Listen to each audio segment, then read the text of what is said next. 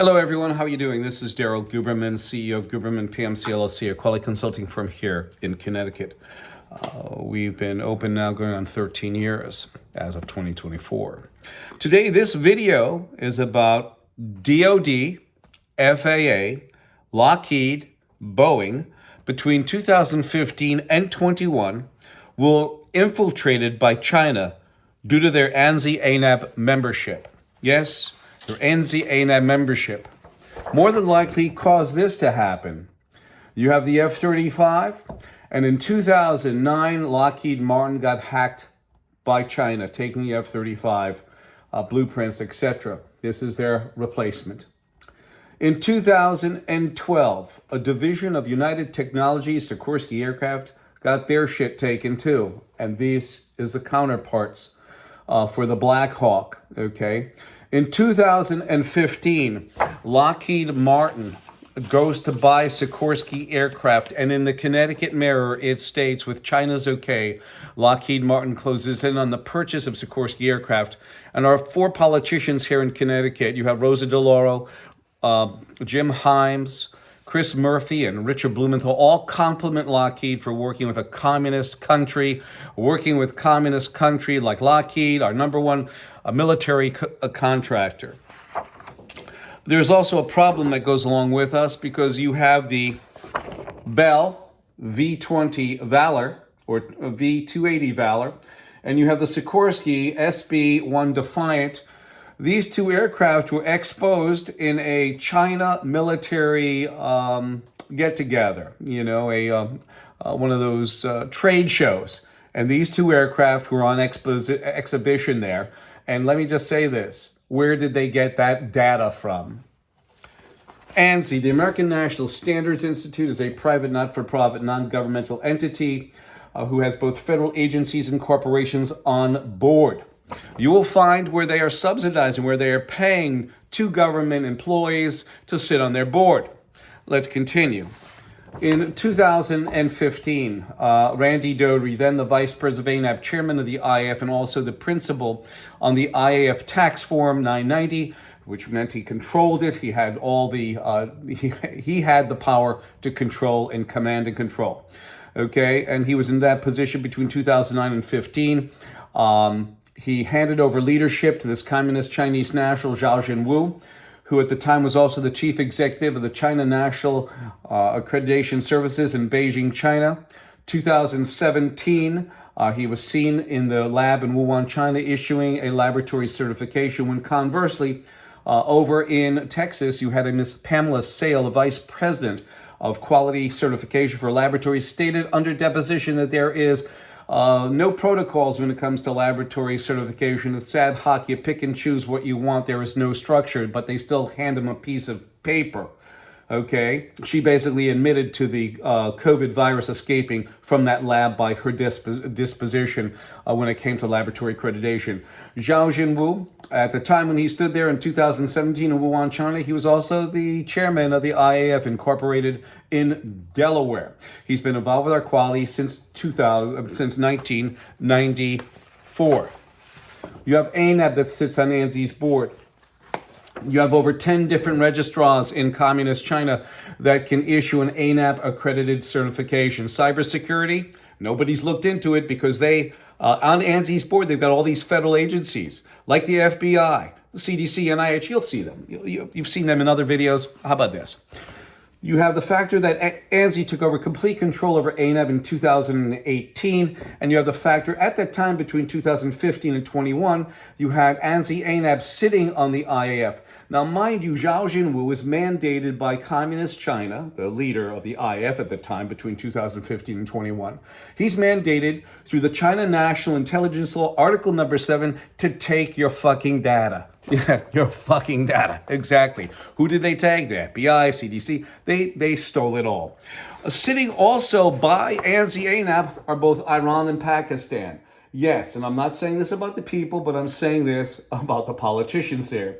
Pakistan, who harbored Osama bin Laden. You have Iran. They both admitted to harboring some of the terrorists of 9/11. In fact, you have this guy in Iran who says the destruction to the United States. Isn't that a sweet thing? And you have an American company like the IAF incorporated in Delaware, having Iran and Pakistan on board. On top of that, Iran and Pakistan are equivalent in accreditation to ANSI-ANAB. ANSI-ANAB are also underwriters for the IAF, International Accreditation Forum, incorporated in Delaware, and also ILAC, the International Laboratory Accreditation Cooperation in Australia. Who sits on there? Oh, look at this. You have the Department of Defense. They sit on there. Okay? Oh, yes. The Federal Aviation Administration, you have them sitting on there. The FAA, of course, in 2009 gave Boeing a carte blanche to go build, design, build, fly, approve, and they'd initial flight safety for that aircraft. You've heard a lot of problems with Boeing. The V-22, one just went down. It's grounded now. They have a problem. I've never seen, in any of the videos, I want you to watch it on YouTube, I have never seen one go from vertical takeoff into fixed wing. They're either or. Either you're going to take off as a plane and keep it there, or you're going to take off like a helicopter and keep it there, because if they're swinging it over while they're in mid-flight, they're going to drop like a rock. Boeing sits on there. You have the factor, Lockheed Martin. Here goes a good one, Lockheed. Sits on the Dalai Lamas of accreditation like ANSI-ANAB. Yet, they, for their 801st aircraft, F-35, they're still producing them with rejections. And here we go, ladies and gentlemen. I was asked, Daryl, to bring this together. How does this work? So I'm going to tell you how it works. They have two organizations, agencies that sit on ANSI. The first one is NIST, the National Institute of Standards and Technology. They have many different, and they're run by the Department of Commerce. NIST has the NIST MEPs, the Manufacturing Extension Partnerships, 50 strong in every state. They're supposed to assist manufacturers. The only thing they assist is their pocketbooks. They get 64.85% both federal and state tax money. And by the way, they get state and federal tax money, but 64.85% of that, only 65% go to pay their management, personnel, and bonuses. NIST sits on ANSI's board. NIST over here, here's Gordon Gillerman, $120,000 tax-free. At one time, it was called a royalty payment. They changed it because I kept on hammering at them. Royalty payment, no tax, no tax. Now they have the name various. The next one is the Department of Homeland Security. The next Homeland Security, let me just tell you this. In 2017, you had Randy Doherty, who sat being advertised on the Department of Homeland Security's website. Isn't that cute? Okay. Conversely, Zhao Jinwu was watching over the IAF, where the Department of Homeland Security sits on ANSI's board. Yes, they sit on ANSI's board, right over by the Department of Commerce, etc., NIST. So you had this guy being advertised, a private concern. That's like having Walmart on the FBI's, FBI's website. A private concern being advertised on a federal agency. I thought that was illegal.